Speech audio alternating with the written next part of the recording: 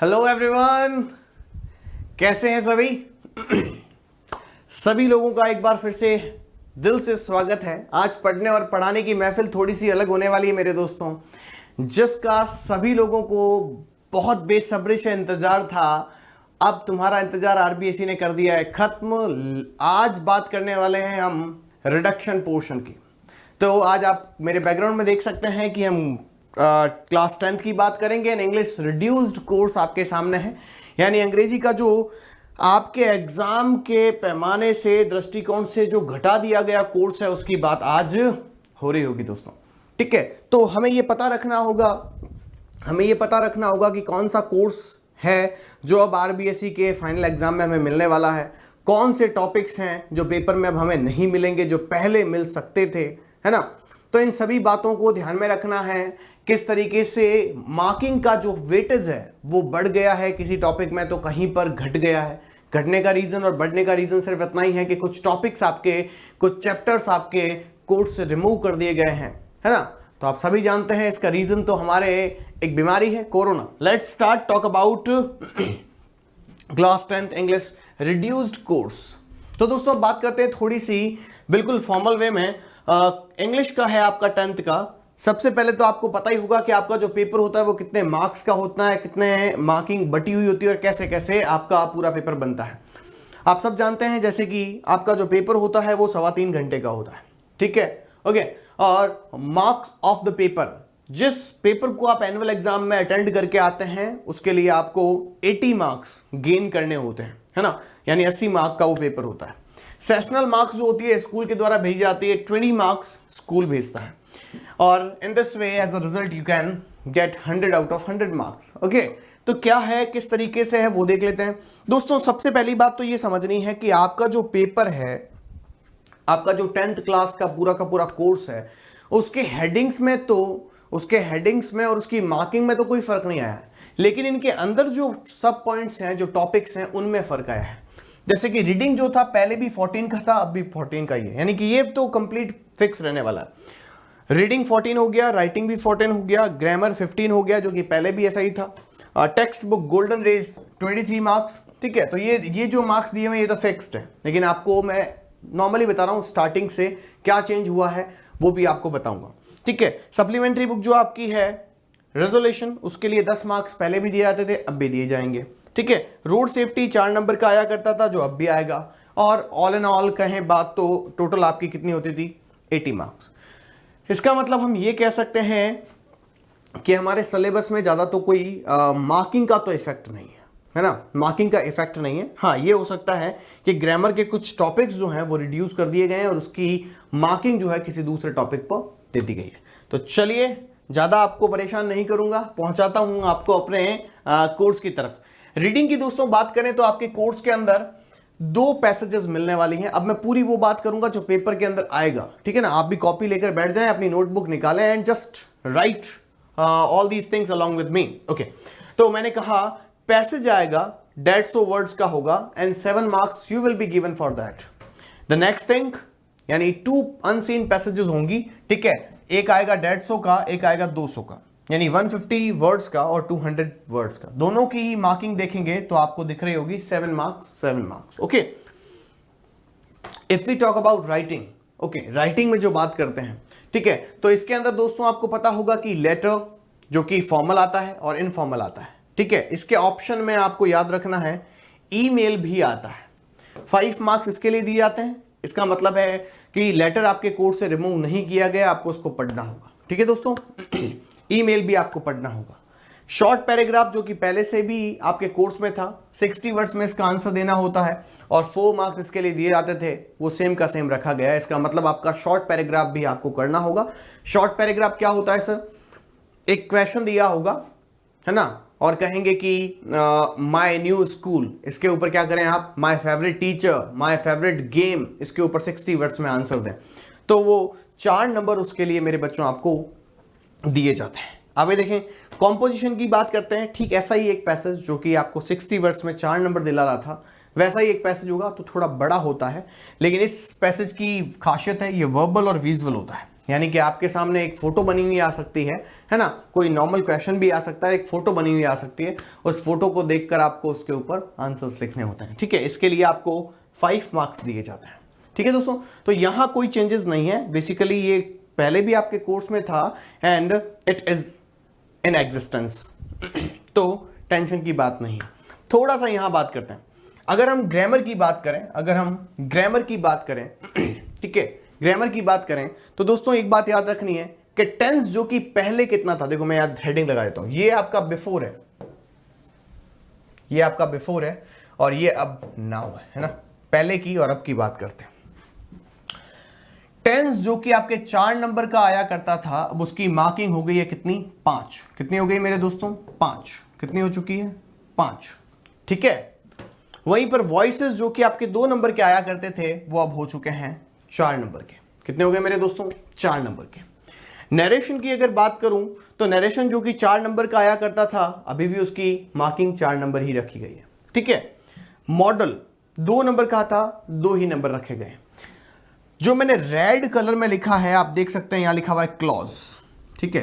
ये दोस्तों 3 नंबर का आया करता था, लेकिन अब इसकी मार्किंग 0-0 हो गई है। इसका मतलब ये एकमात्र ऐसा टॉपिक है जो ग्रामर से रिमूव कर दिया गया है। क्या कर दिया गया है, ग्रामर से इसको रिमूव कर दिया गया है, ठीक है। ओके, तो 3 नंबर यहां से कम कर दिए गए, 1 नंबर यहां बढ़ा दिया गया और वॉइस को 2 से 4 कर दिया गया, यानी 3 नंबर का एडजस्टमेंट कर दिया गया है, कुछ नंबर्स इधर उधर कर दिए गए हैं, ठीक है। तो इस तरीके से समझ में आ गया होगा कि ऑल इन ऑल जो ग्रामर आपकी पहले भी 15 नंबर की आया करती थी, अभी भी 15 नंबर की ही है, ठीक है। काउंट कर सकते हैं, 5, 4, 9, 4, 13 एंड 2, 15। तो इस तरीके से आपका कोर्स, ग्रामर का जो कोर्स था वो सेम का सेम है, लेकिन क्लॉज हटा दिया गया है, थोड़ा ध्यान रखिएगा, ठीक है। ओके, अब दोस्तों यहां बात करेंगे कुछ पोएम्स की, रेफरेंस एंड कॉन्टेक्स्ट की बात कर लेते हैं। तो अब यहां आपको दिख रहा होगा कि ये जो हमारी गोल्डन रेज बुक है, गोल्डन रेज बुक की बात करें तो गोल्डन रेज में पोएम क्या होती है मेरे बच्चों, पोएम्स। तो पोएम्स की बात करी जाए तो उसमें क्या हुआ है, आपको एक बात याद रखनी है कि लिखा हुआ है कि 1 out of 2 reference to context from poem. आपको 2 स्टेंजास दिए जाएंगे, ठीक है। उन 2 स्टेंजास के अंदर से आपको जो ठीक लगता है वो स्टेंजा आपको अटेंड करना है, समझ में आ गया, ठीक है। और सेकंड वाले की अगर बात करें तो 2 out of 3 short answers type 30 to 40 words each 5 marks. Okay, तो इसके कितने मार्क्स थे सर, इसके 4 मार्क्स थे। स्टेंजा को अटेंड करने के लिए 4 नंबर दिए जाएंगे, क्या बोला मैंने, स्टेंजा को अटेंड करने के लिए 4 नंबर दिए जाएंगे, and for giving answers we will be given 5 marks. कितने दिए जाएंगे, 5 मार्क्स, ठीक है। तो ये आपका गोल्डन रेस बुक के जो पोएम्स का हिस्सा था वो हो गया खत्म। इसके अलावा एक बड़ा क्वेश्चन आएगा 5 नंबर का और एक 3 नंबर का क्वेश्चन आएगा 8 नंबर, वो हो जाएंगे, ठीक है। इस तरीके से आपका ये गोल्डन रेस बटा हुआ है, ठीक है मेरे दोस्तों। गोल्डन रेस की अगर मैं मार्किंग की बात करूं तो मैं यहां लिख देता हूं, बहुत अच्छे समझ में आ जाएगा आपको। गोल्डन रेस बच्चों 23 मार्क्स की बुक है, कितनी, 23 मार्क्स की बुक है। लेकिन ये 23 मार्क्स मेरे बच्चों बटे हुए हैं, क्या है, 23 मार्क्स बटे हुए हैं। किस तरीके से है सर, तो देखो ये 23 मार्क्स के अंदर से पोएम के लिए 9 नंबर, पोएम्स के लिए 9 नंबर, ठीक है। फिर यहां से 2 पैसेज आते हैं मेरे बच्चों, कितने पैसेज आते हैं, 2 पैसेज आते हैं, जो अभी मैं बोल रहा था 8 नंबर, तो 4-4 नंबर के 2 पैसेज आएंगे, कितने, 4-4 नंबर के 2 पैसेजेस आएंगी, ठीक है, उसके 8 नंबर मिलते हैं।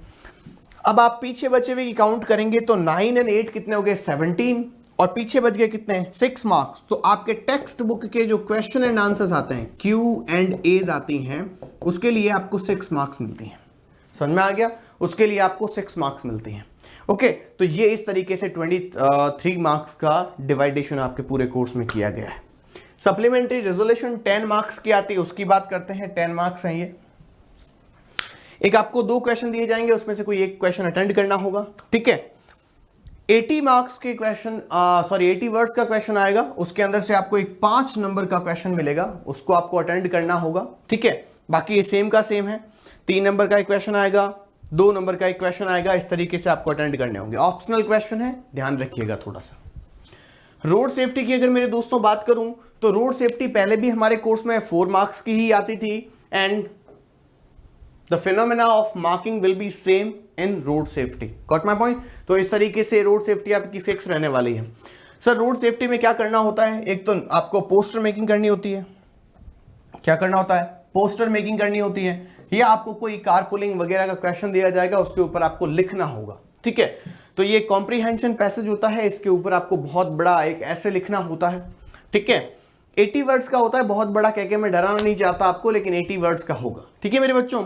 ठीक है, तो इसमें ड्राइवर की रिस्पॉन्सिबिलिटी से मिलता जुलता कोई क्वेश्चन मिल जाएगा, है ना। आपको ड्रिंक एंड ड्राइव के लिए कोई क्वेश्चन मिल जाएगा, या स्पीच भी आपको लिखने को कही जा सकती है, जैसे कि इंपॉर्टेंस ऑफ रोड लाइट्स वगैरह वगैरह वगैरह वाले क्वेश्चंस आपको यहां मिलते हैं।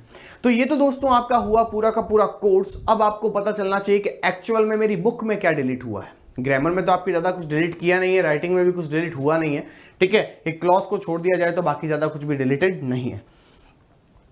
ये है आपका पूरा का पूरा 2021 में होने वाला नहीं होने वाला हिस्सा, जिसको हम डिलीट पोर्शन कह रहे हैं।